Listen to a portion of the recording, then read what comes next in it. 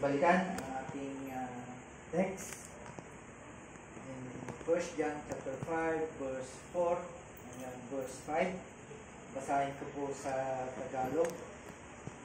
Sabi po dito in verse 4, sapagkat ang sinumang ipinanganak ng Diyos ay dumadaig ng sanlibutan, at ito ang tagumpay na dumadaig sa sanlibutan ng ating pananampalataya. Verse 5, sino ang dumadaig sa sanlibutan kundi ang sumasampalataya si Jesus, ang anak ng Diyos. Tayo po'y muling manalangin. Kami po, Diyos, ay muli lumalapit po sa inyo, papakumbaba sa inyong harapan. Umaamin po, Diyos, sa mga pagkakamali po namin, at humingi po kami ng kapatawaran po nito, kung saan ay mga bagay po ito, Diyos, ay nagpapabigat po sa aming kalooban, sapagkat ikaw ay nabigyan po namin ng kalungkutan sa mga bagay sa hindi sinasadya, na pagkakataon, Panginoon, alam po ito ay nagawa po namin. Subalit sa inyong pagmamahal, sa inyong pag-ibig, ay hinanda niyo po ang kasagutan po nito the moment na ito po ay hihingi po namin ng tawad po sa inyo. Kaya kami po ay natutuwa at nagagala po, Diyos, sa pagkakataon po ito kung saan kami po, ikaw ay muli po namin makakadaw mo ang palad kasama po mga kapatiran, at muli po namin lilimusin ang biyaya ng presensya mo sa oras po ito, kahit kami po ay kukunti or ganun nga po, Lord, pero ang presensya mo ay kasama po namin. Kaya salamat po dahil ang pagmamahal po sa gawain po nito ay inilagat na po sa puso po namin. Kaya kami po ay tahasang nagpapasalamat sa inyo sa mga patuloy o Diyos na ginagawa mo po sa buhay po ng iyong mga anak. Palayo po ang aming gawain po sa gabi po ito. Kaya di po muli na ma-enjoy po namin ang mga katotohanan na aming naigib, matutungayan sa pamamagitan po ng iyong salita. Salamat po, Diyos, at palayo po ang mga kapatid na nandito. Ganun din po sa mga kapatid po namin na hindi po namin nakasama ngayon. Subalit kasama po namin po sila sa aming recording, sa aming live, whatever, Lord, ay salamat po, Diyos. So, aming dalangin sa pangalan po ng Jesus. Amen. Alright, so nakita po natin kung paano po natin malalagpasan ang mga kasalanan, ang guilt po nito, ang kapangyarihan po nito, at binigyan po tayo ng kakayahan. Right? Ng mga pagkakataon kung paano po natin maiwasan ang gumawa ng kasalanan. Kaya lahat po ng resources ay binigay na po ng ating kapilang Diyos para ito po ay ating mapagtagumpayan. At higit sa lahat, of course, yung ating pananampalataya. Kaya ang titulo po ng ating serie is Faith is the Victory. Yung pananampalataya may katagumpayan. At sa gabi po ito, at sa ating pag-uusapan, ay ating pangalawa sa ating topic, which is overcoming the anxiety. Yung pagkabalisa. Dahil hindi lamang po silang mga tao, kundi pati ang mga mananampalataya ay kasama po dito. Even the disciples ng ating Panginoon, alam ng Lord na ito po ay kanilang ma-encounter, that's why He give a solution para ito po ay kanilang mapagtagumpayan. Kaya I hope na ang ating Panginoon, if we appreciate kung yung pananampalataya po natin ay ito po ay magbibigay para ang lahat po ito ay ating mapagtagumpayan. Of course, alam po natin at sa pamamagitan po ng iyong totoong pananampalataya, if you truly have faith, ay kaya po natin po yun. Kaya nga yun po yung common ground ng pananampalataya. Even sa ating kaligtasan, pananampalataya pa rin. Okay? Ang kasagutan. Kaya, again, umpisahan po natin yung anxiety, no? Yung pagkabalisa. Merong tawag ito, research among the National Institute of Mental Health. No? Ito yung kanilang saliksik that there are 23 million people, no? Sa atin. So, ibig sabihin, talamak po ito na meron sila people suffered from anxiety disorders. No? Kung paano ang anxiety nito ay isang malaking problema kung saan ang mga tinatamaan po dito ay nagkakaroon po ng mga pagkakataon kung paano po nila gagamutin. Na alam naman po natin na ang ating medical profession ay umimbento po sila ng anti-stress. Right? Lahat kong ito ay pwedeng gamutin yung resulta, pero yung ugat ay hindi kaya. Kaya patuloy na sila po ay nagsasaliksik ng mga bagay. That's why kaya maraming mga kapwa nating Pilipino na talagang dahil sa pagkabalisa, something na ang buhay po nila ay nagkakaroon po ng disorder kasi malaking factor po ito sa buhay ng tao. Even in Christian ay malaking factor din po ito dahil ito po yung pumipigil para ikaw ay patuloy na maglingkod sa ating Panginoon. Kaya anxiety disrupt family, work, and social lives. No? Especially sa loob ng tahanan. Okay? Dito ang tinatamaan. Kaya it is the most common of all the mental disorders. Ito yung pinaka-common. Okay, that's why Christians are not immune to the problem of anxiety. Kahit Kristiyano ay hindi nakakatakas sa ganitong mental disorder. Kaya nga ang Panginoon during that time, His ministry, sa kanyang mga disciple, ina-anticipate niya na kanyang mga disciple ay meron din ito. That's why He provided a solution for it. Why? Because anxiety disrupts work, family, or whatsoever. Even it hinders also our service to the Lord. Ito yung malaking problema din sa mga katulad po natin mga Kristiyano. Sometimes hindi na nagpapatuloy dahil sa mga ganitong klase ng problema. Right? So, tingnan po natin, ano ba ang anxiety ito? Saan ba ito nanggagaling? Right? Ano ba ang ugat po nito? Before that, ay i-define muna natin kung ano ang anxiety. Merong ulit pag-aaral according to the American Heritage Dictionary. Define po natin. Sa dictionary ito kinuha pa, ano ang ibig sabihin anxiety? Una, a state of uneasiness and apprehension as about future uncertainties. No? Kapag ikaw ay hindi sigurado at nangangapa ka sa buhay mo, ay magkakaroon ka ng uneasiness at siyempre, of course, magkakaroon ka ng anxiety. No? Halimbawa, hindi mo alam kung ano ang tinutungo ng iyong buhay. Pangalawang ibig sabihin po nito ay state of intense apprehension, uncertainty, and fear resulting from the anticipation of threatening event or situation. Often to a degree that the normal physical and psychological function of the affected individual is disrupted. No? Ito daw ay isang kalalagayan kung saan ay ang kinakatakutan mo sa mga bagay, sa sitwasyon, madalas ay ito po yung psychological problems dahil sa mga apektado. No? Of course, lahat po yun ay talagang it is an anxiety because nababalisa po tayo sa lahat ng mga bagay. O tinitingnan lang po natin kung ano po ang ibig sabihin po nito.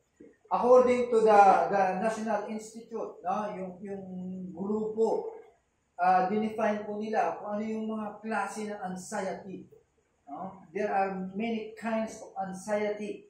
No? Una is the panic disorder. Yung panic, nagpapanik ka agad. Halimbawa, merong bagay na without warning, no, nangyari at naganap sa'yo, ay nagkakaroon ka ng panic disorder. Okay? Tulad yan, halimbawa, biglang sumakit yung dibdib mo, nagpapanik ka na yan, baka sabihin mo, may sakit ka na sa puso. Diba? Or meron kang heart palpitation. Akala mo, meron ka ng atake di corazon. Kaya distress or feelings of unreality and fear of dying. Di ba? Anxiety na po yun. Pero matatakot ka. Baka mamaya mamamatay ka na hindi ka naman nakapaganda. Lahat po yun ay pagkabalisa. At pangalawa, yung obsessive-compulsive disorder. Biglang sabihin po nito, repeated unwanted thoughts or compulsive behavior that seem impossible to stop or control. Yung mga bagay na hindi po natin nakukontrol. Right? Nagkakaroon po ng pagkabalisa. Pangatlo, yung post-traumatic stress disorder. Ibig sabihin po nito, persistent symptoms that occur after experiencing a traumatic event such as criminal assault, war. Ito yung mga bagay na hindi natin may santabi, hindi natin makalimutan. Ang lahat po ito ay nagbibigay po sa atin ng nightmares, flashback, di ba? Naalala natin bigla, baka mamaya ganun din ang mangyayari po sa atin. Kaya lahat po yun ay anxiety. Even yung phobias, no? Yung phobia, no? Di ba, marami din, anxiety din po yun. Kaya tignan po natin. Merong dalawang klase ng phobia na sinatawag. Ito yung major types. Una yung specific, right? Yung, ang ibig sabihin po nito, people experiences extreme, disabling, and irrational fear of something that possesses little or no actual danger. Okay? Sometimes, situation can cause people to limit their lives unnecessary. Ibig sabihin, may mga specific na mga bagay sa sitwasyon po natin kung saan ay nagbibigay po sa atin para malimitado ang ating buhay. Mga unnecessary yun. Okay? Pangalawa, yung social. No? Ibig lang sabihin, meron kang takot sa mga tao. Ayaw mo makipag-socialize. No? Dahil meron kang fear, embarrassment, or humiliation in social situation. Kaya sometimes ito yung nagbibigay ng pagpigil para ayon ka o makisama ka sa mga nakakasalamuha mo. Anxiety din pa pala yun. Right? Pangatlo, yung generalized anxiety disorder. Right? Constant, exaggerated, worrisome thoughts and tension about everyday routine life, events, and activities. No?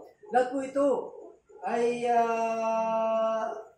anxiety o pagkabalisa. Ito yung nangyayari at nagaganap sa lahat ng mga tao. Minsan sumasakit ang ulo, nagkakaroon po ng nausea na tinatawag. Diba? Lahat po yun ay talagang para sa lahat. Okay? Now, tingnan po natin yung mga causes po nito. Kadahilanan. Right? Sinabi na ng kadahilanan. Okay? Sometimes ay threat po sa atin, sa bawat isa po sa atin, lalo na po yung siyempre, personal safety, self-esteem, and relationship with others. Right? Ito yung mga threat. or yung presyo na nakikita po natin kung saan nagbibigay po ng complex sa buhay po natin. Okay? Example, yung pagdidesisyon mo between two things. Right? Yung kaya ba na gawin itong goal na to o hindi kaya. No? Yan yung mga pressure na nagbibigay po sa atin. Or something na yung goal na gusto mo, okay, pero hindi po naganap.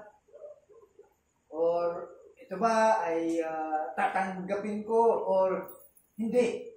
Or sometimes it force you to accept pero nagkamali.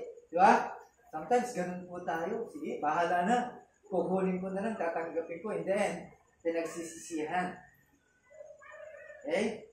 So, ito yung mga bagay kung saan ay between two undesirable things. Kaya sometimes, nagkakaroon po tayo ng problema. Okay? Kapag hindi nangyari, hindi natupad, nandiyan ka na sa sitwasyon iyan, ay pinagsisihan po natin. Diba? And pangatlo, yung underlying fear.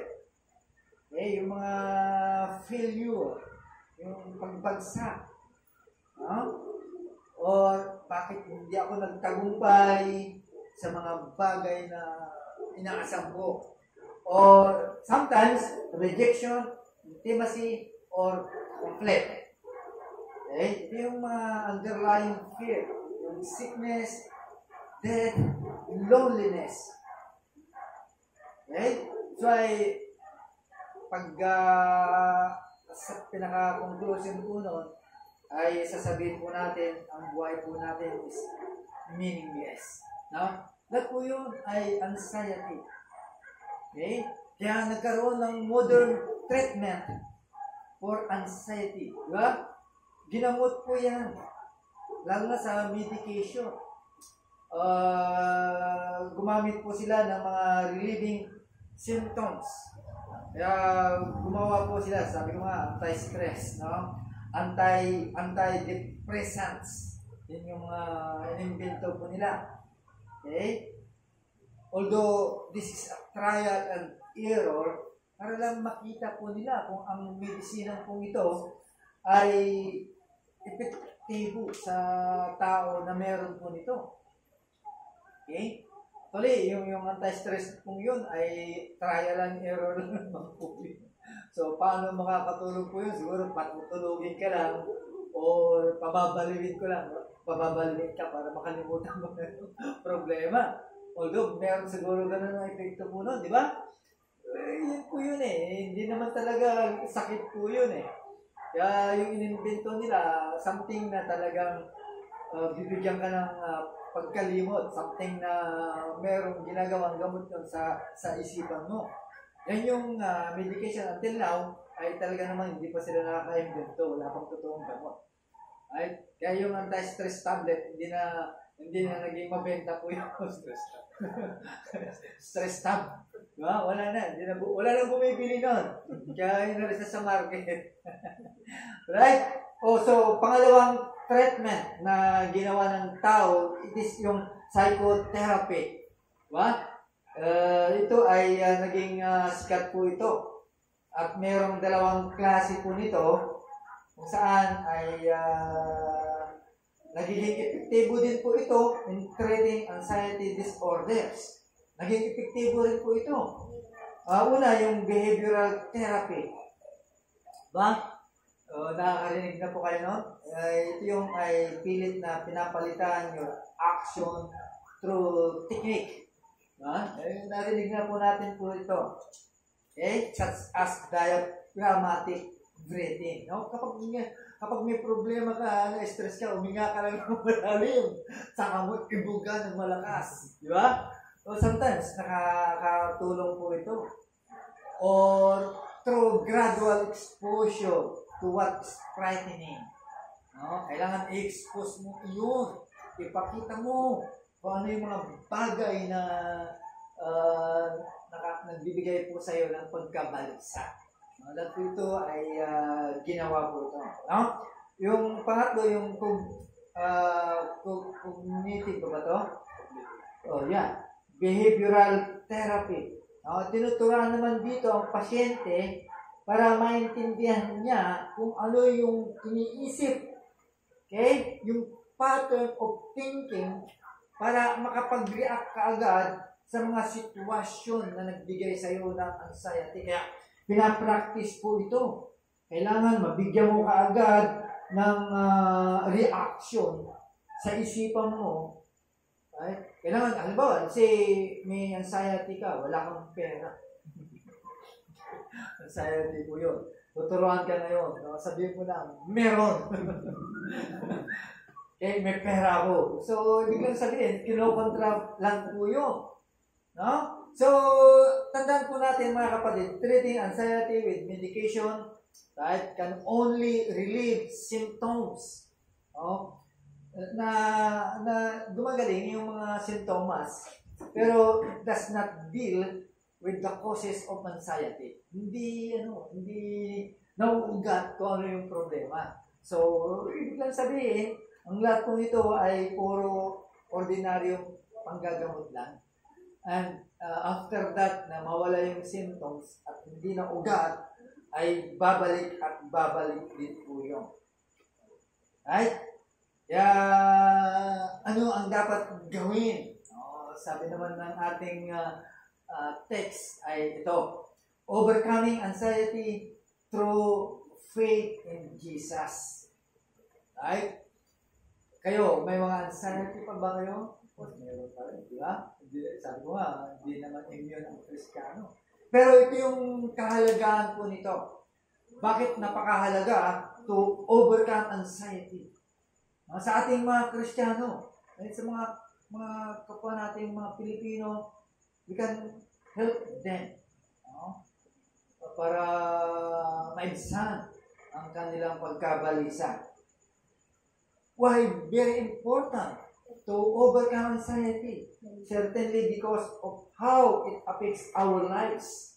Sa buhay po natin. Nakaka-apekto po sa buhay po natin, even in our service sa ating Panginoon.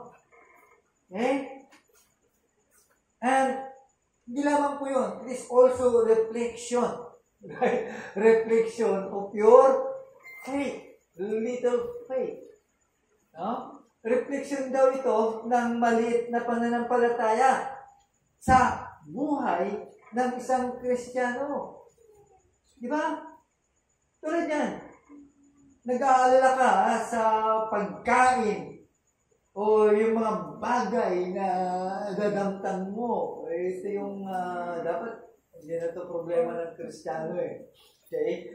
Ito yung mga Kristiyano, ito yung mga problema ng mga tao kung saan araw-araw. Pero sa mga Kristiyano, hindi na treat po sa atin.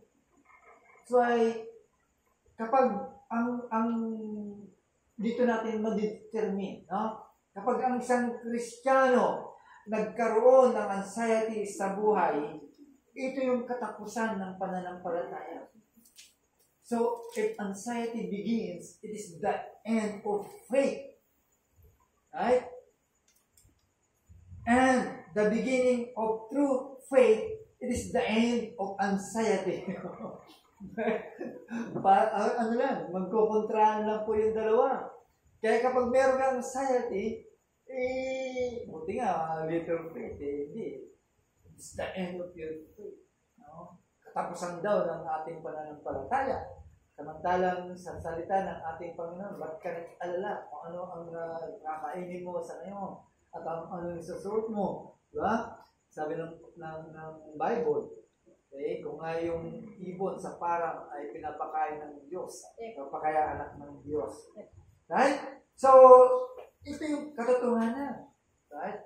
Yung pananampalataya po natin, kung talagang totoo, it will overcome sa mga bagay po ito. Kaya tandaan po natin yung kung saan sa ating pinag-aaralan is faith is the victory.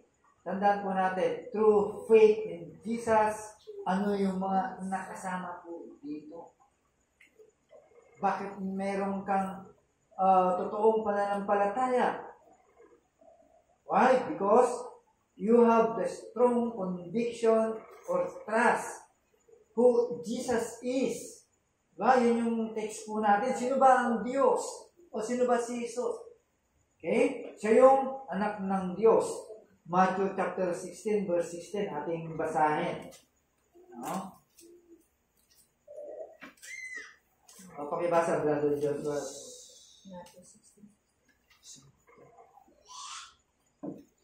Matthew 16:16. Simon Peter replied, "You are the Christ, the Son of the living God." Okay, no? Ito yung kung saan ay meron kang tunay na pananampalataya, ito yung dapat meron po sa atin. Because the only source for life eternal. Okay? Yeah, meron ka na ng buhay na walang hanggan. Diba? Pero hindi natin maiwasan na magkaroon po ng anxiety. Pero ito yung mga pangontra. Ito yung mga solusyon. Kaya nga nagbigay ang Panginoon natin at hindi lang sa atin, kundi sa kanyang mga disciple. That's why the one has a strong conviction or trust. Okay? Na sinasabi ng ating Panginoon sa lahat ng mga bagay, kung ano yung katotohanan, ay ito po yung magbibigay po sa atin ng kalayaan. Diba? Na lahat po ay galing sa Panginoon, sa kanyang biyaya at katotohanan ay galing po sa kanya. That's why the one has a strong conviction or trust what Jesus did. Ibig lang sabihin, sa ating pananampalataya, kung pinapaniwalaan po natin ang kanyang salita, how much more? Yung mga sinasabi po niya, bakit ka nag-aalala sa buhay mo? Diba? Kaya kapag yun ay ating tangan-tangan at pinapaniwalaan, alam po natin na ito yung magre-relieve po sa atin. Kaya maugat dapat yung problema ng pagkabalisa. Okay? Kaya sila lamang ang mga makakapag overcome. The one, yung pinapaniwalaan nila kung ano ang ginawa ng ating Panginoon, kung ano ang ginagawa ng ating Panginoon, kung ano ang ginawa niya noon, sila lamang ang makakapagtagumpay. Pero niyan, naniniwala po tayo na secure ang buhay po natin. At malaking impact po yun. Para sa isang Kristiyano na merong strong conviction para sa ating Panginoon. So, biglang sabihin, kapag ito ay pinapaniwalaan po natin, ay isang malaking katotohanan na ang buhay Kristiyano ay talaga namang victory. Right? Kasi, until now, naniniwala po tayo, even though na marami po tayong inaharap, but still, our Lord ay still intercede us. Di ba? Yun yung magbibigay po sa atin upang magiging matagumpay po tayo. And we believe also, kung ano yung ginagawa ng ating Panginoon until now. Of course, tayo, naniniwala po tayo that Jesus comes one day. So, ibig sabihin, kapag meron kang pagkabalisa, it suffice. Pwedeng takpan yung mga bagay na pinagkakabalisaan. Darating naman ang Panginoon. Siguro naman, it is assured. Maikli lang siguro ang pagtitiis. Because someday, one day, the Lord will come.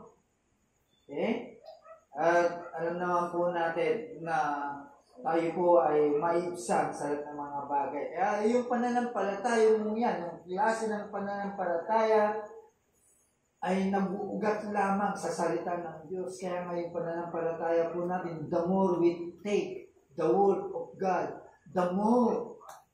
At kaya yung panglaban ng lahat ng mga bagay na meron sa buhay po natin. Di ba? Ngayon, kung wala kang pananampalataya at hindi mo dinidilig ang salita ng Diyos, how come?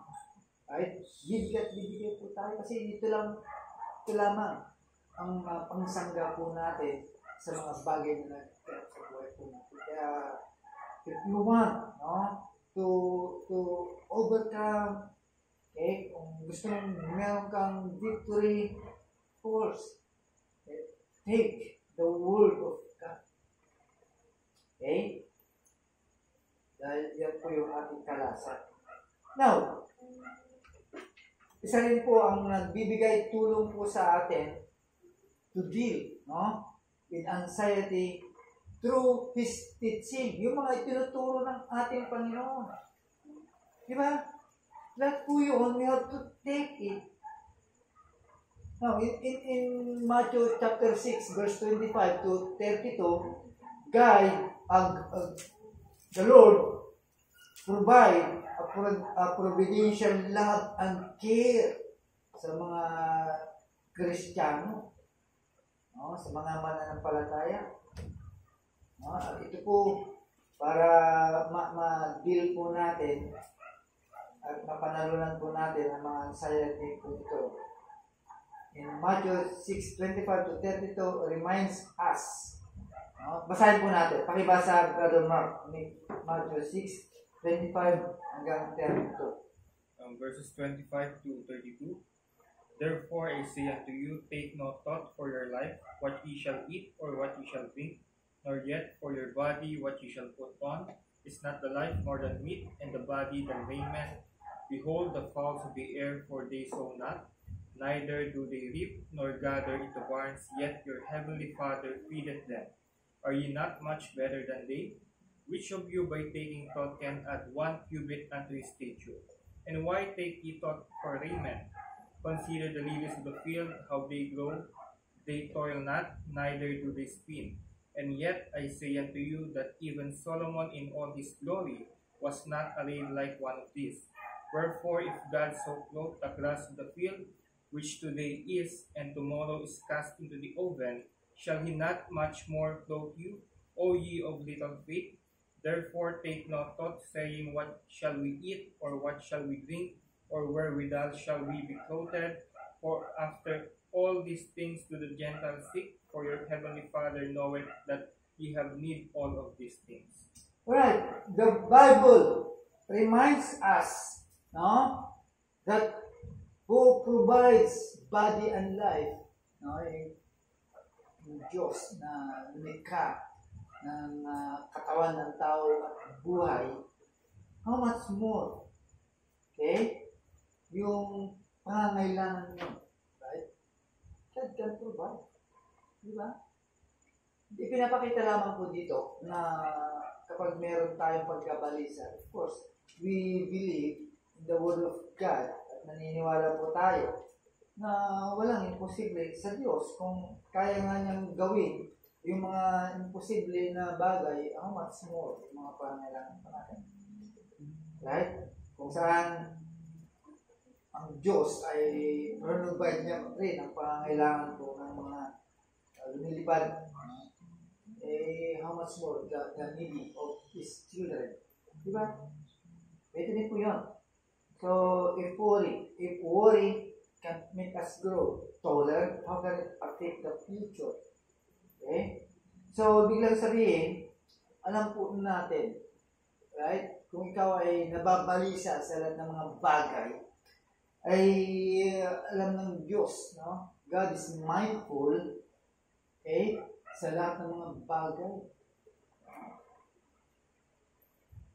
Okay? And He's able to provide the things.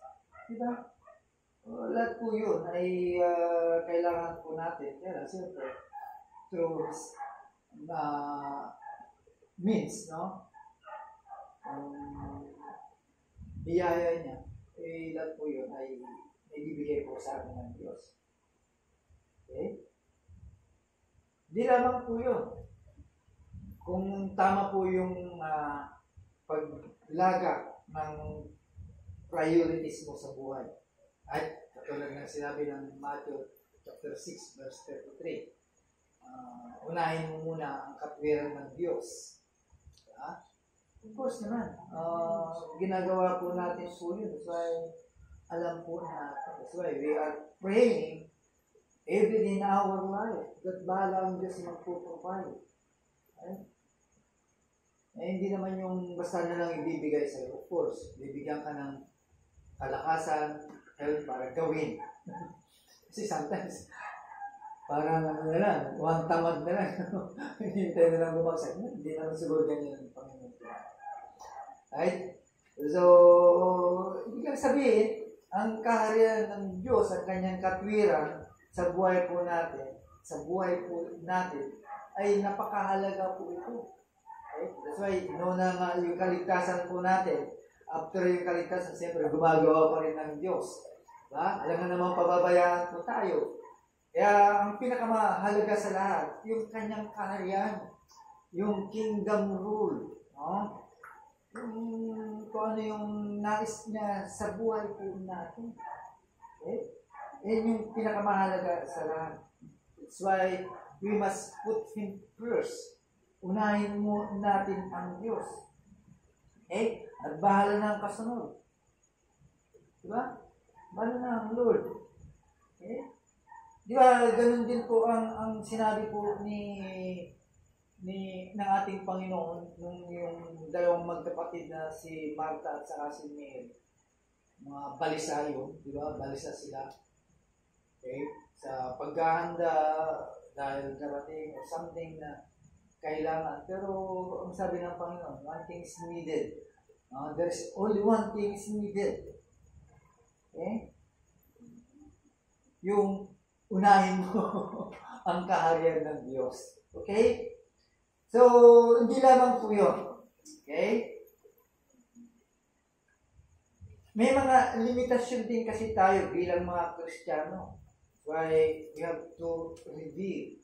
In Matthew chapter 6, verse 34, ating basahin. Pakibasa brother, Sister Mel. 6:34. Okay, pakibasa. Matthew 6:34. Matthew 6:34. Therefore, do not worry about tomorrow, for tomorrow will worry about its own things. Sufficient for the day is its own trouble. Okay, so don't worry about the future. We can only handle what we face today. Huwag mo nang problema pa.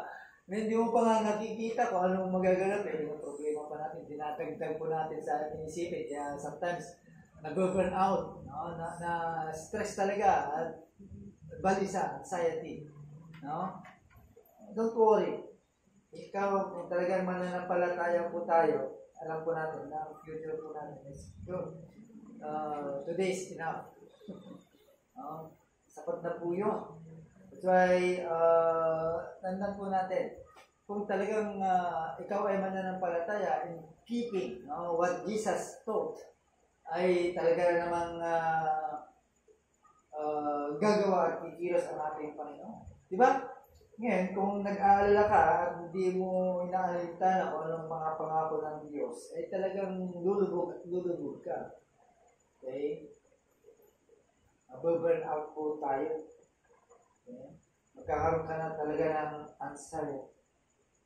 At yung anxiety niyan, na inaalala mo pa, hindi mo pa naman alam ang mangyayari, eh yun po yung magpapalubog sa isang tao. Even Christian. Okay? Lubog.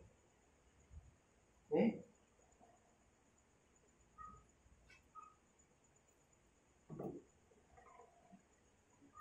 Tandaan po natin, God never built a Christian strong enough to carry today's duties and tomorrow's anxieties piled on top of them.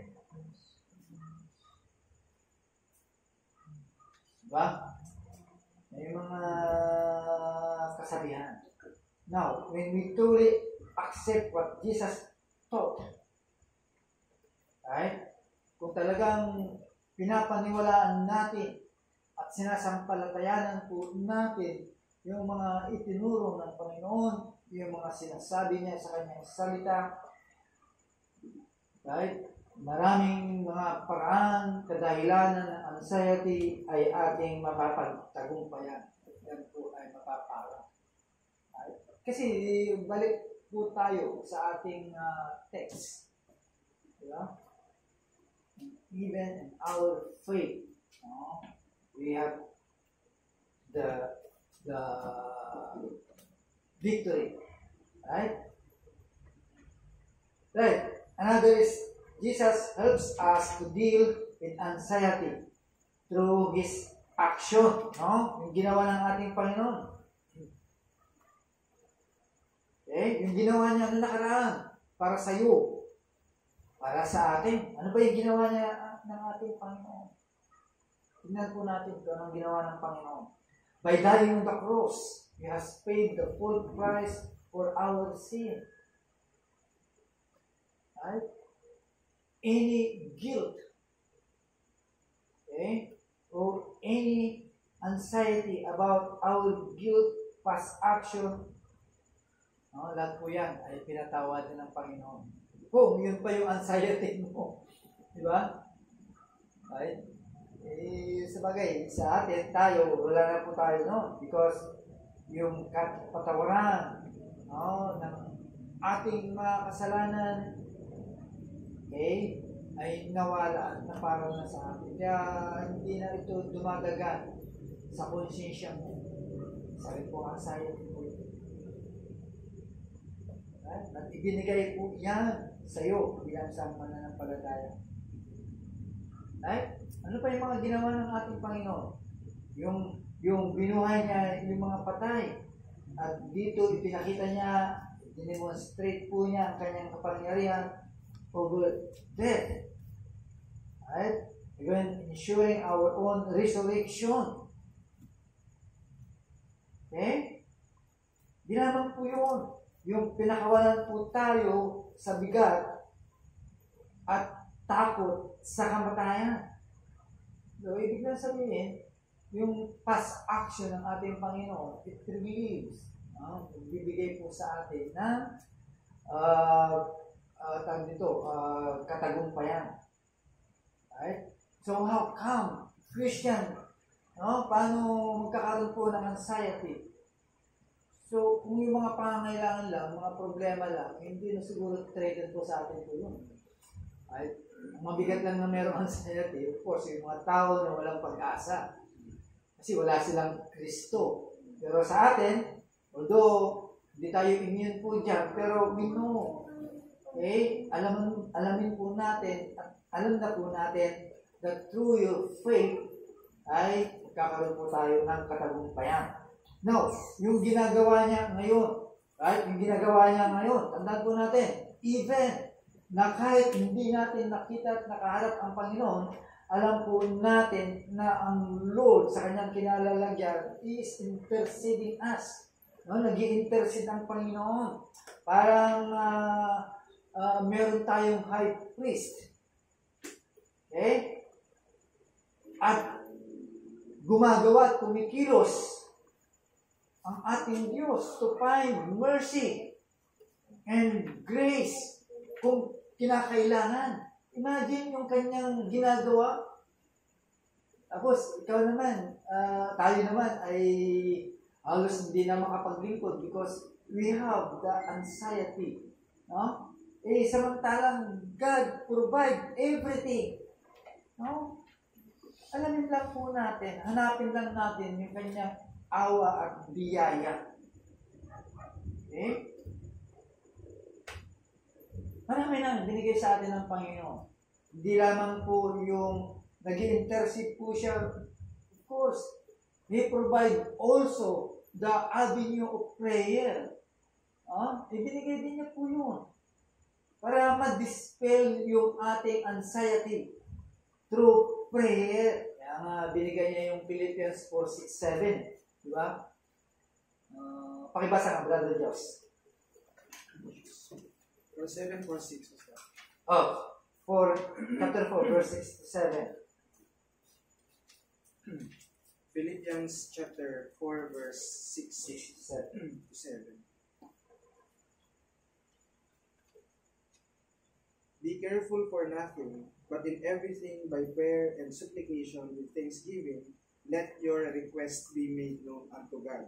And the peace of God, which passeth all understanding, shall keep your hearts and minds through Christ Jesus. Alright, so it is an provision, no? Ng ating Panginoon. Yung prayer, of course, ito yung the best na provision ng ating Panginoon through prayer. Right? Kaya natututo tayo muna lang sa pamamagitan po nito. Kaya tandaan din po natin, ang Panginoon po natin, ang siyang talagang tumatayo, is the one, is the ruler. No? Sa lahat ng bagay. No? At siya rin po yung may tangan-tangan ng susi about the Hades, no? Hades, o Hades of death. No? Siya lang po, may hawak po noon. Ibig lang sabihin, is the one, no? Siya yung ultimatum na mayroong hawak, kumikontrol ng lahat ng bagay. So, kung siya, of course, naniniwala po tayo, kaya ang pananampalataya po natin, yun po yung nagbibigay ng katagumpayan. Right? And hindi naman po yun, even in the future.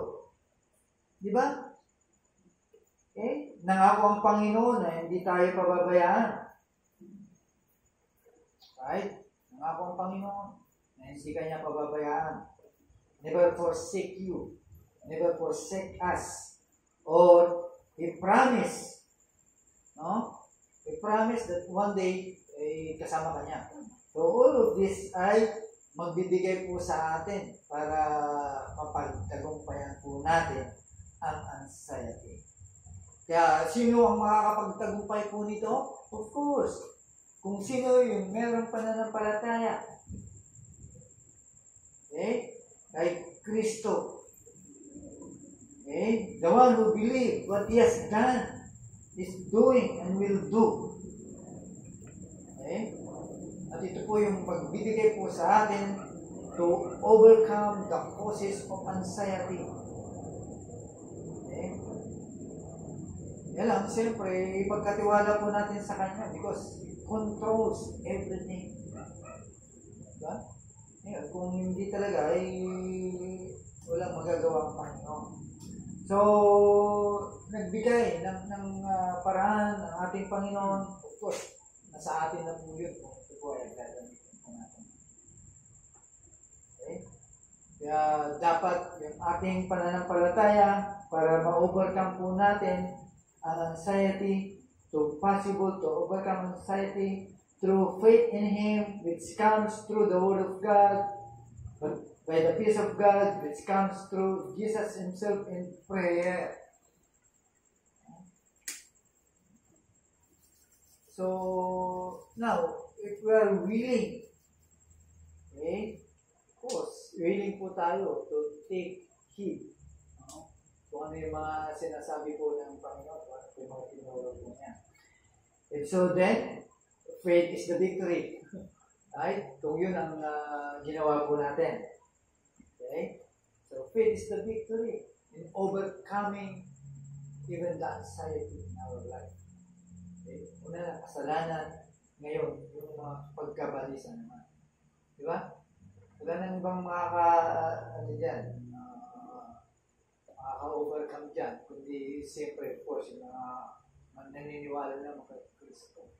Di ba? Pinakita po natin, of course, sila, kaya po nila, pero yung symptoms lang. Pero yung causes po lang, nandoon pa rin. Pero if you have faith, no? Through faith, ay ma-overcome po natin ang pagkabalisa. Right? Namin sa mga Kristiyano. Okay, so tayo po yung manalangin. O Diyos, salamat po sapagkat pananampalataya na pinakaloob niyo po sa amin. Ito po yung malaking anxiety ng isang tao, yung guilt of sin, yung hindi malaman kung saan tutungo, ang kanilang kaluluwa. So, even Lord, kung naniniwala po sila na there is merong impyerno at merong langit, ito po ay hindi po nabigyan ng solusyon sa isang tao. Ito po ay malaking pagkabalisa po sa kanilang mga kaluluwa. No Lord, kami po ay inalis niyo na po dyan. Kami po ay maging yung kamandag ng kasalanan, kapangyarihan po nito Diyos, ay nawala na po kami dyan. Wala na po kami kapagkabalisa tungkol dyan. At Lord, sometimes, because dahil po sa lack of devotion, lack of prayer, even reading your word, ay sometimes na gagabi po kami sa mga alalahanin sa buhay o pagkabalisa sa buhay. Kaya sometimes, Lord, ayun po ang umaatake po sa amin. That's why, tulungan niyo po kami na ang aming pananampalataya ay sa pamamagitan po na yung salita ay lalo pang titibay at yung mga kapayapaan, Lord, na dapat po namin makita din ay isa pong kagamutan po ito to overcome anxiety o kabalisa sa purong buhay po namin. Salamat po Diyos sapagkat kung ito ay yung renovate niyo na po Panginoon by your means of grace. Kaya salamat po at kaya na po namin mapagtagumpayan po ito. Kaya salamat po sa gabi po ito Diyos. And we pray also patuloy po namin saliksikin ang mga katotohanan pa na magbibigay po sa amin ng tagumpayan sa mga bagay pa na nagaganap po sa buhay. Hindi lamang po ang sayang ito po. Marami pang forces to na umahadlang sa buhay po ng mga Kristiyano. Kaya hindi po naging effective yung service po namin, even though sa buhay po namin. Kaya sometimes, lalo na mga Kristiyano. Kaya salamat po Diyos sa gabi po ito at aming nakita na tagumpayan Panginoon bagay na ito Diyos. Salamat po sa pangalan po ni Jesus. Amen.